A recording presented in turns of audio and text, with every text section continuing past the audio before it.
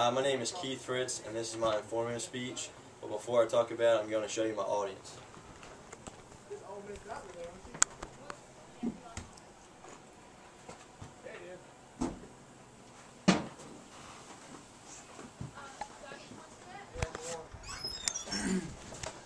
For my informative speech, I'm going to be talking about learning styles. And there are three specific learning styles. There's a auditorial, visual, and kinesthetic.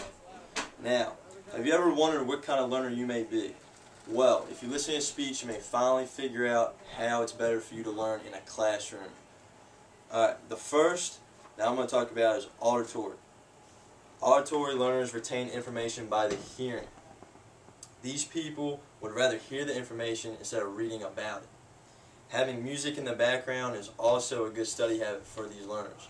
Now, in a classroom, an auditory learner sometimes doesn't take notes as much. They listen to the teacher, and they also take in the information that's on the blackboard, but they won't use notes as much.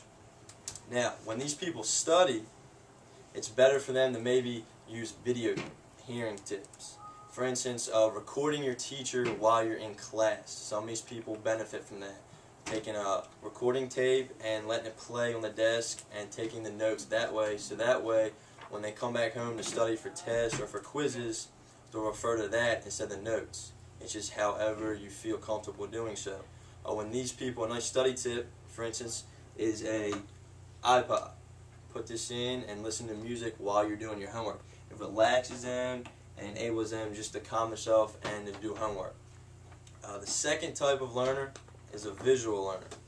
These people retain information by seeing the information. For instance, if you're in class, these people benefit learning from seeing stuff on a blackboard. They learn best by seeing graphics or watching demonstrations or reading out of a book.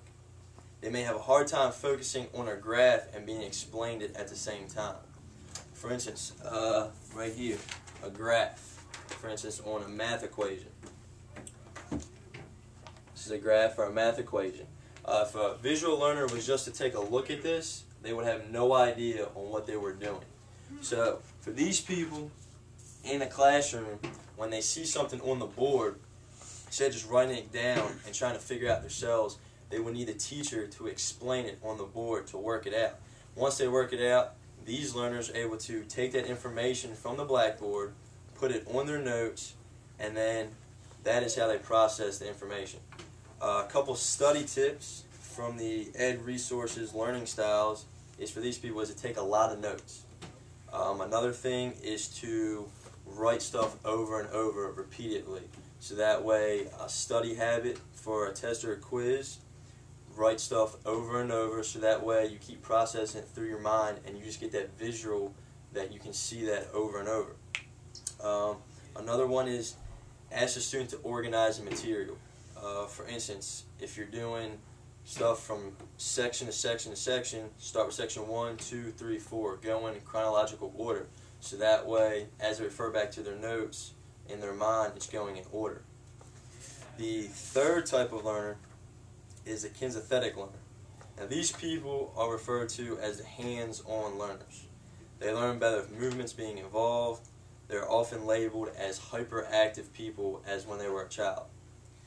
Because they learn well through movements and everything, these often people do well as performers, for instance as actors or as athletes. And these are the type of people that struggle in a classroom big time, because for them they get real antsy, they'll start to shake their legs under the desk, they like to move around, look around, and they're not focusing on the information. For students like this, to have them be able to be successful in a classroom, if a teacher or a student knows that they are struggling in this type of area, they should sit in the front of the classroom, so that way they're right in front of the teacher and they're right in front of the blackboard and they're able to get the information right in front. Also with these kind of learners, you want to have them write while they are reading or talking. Another thing is when they read, instead of having the book just laying there like this and reading, they are better off picking the book up, reading, or maybe walking around while they're reading. Get some movement involved so that way they're not sitting in one place and start to become antsy.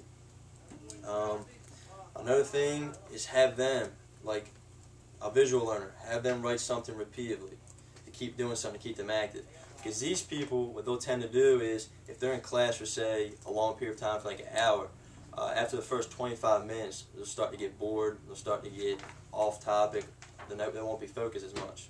So sometimes what's good for these people is to maybe take a bathroom break, or a water break, to leave the classroom for a couple minutes, go walk around the hallway, come back, sit back down, and retain the information.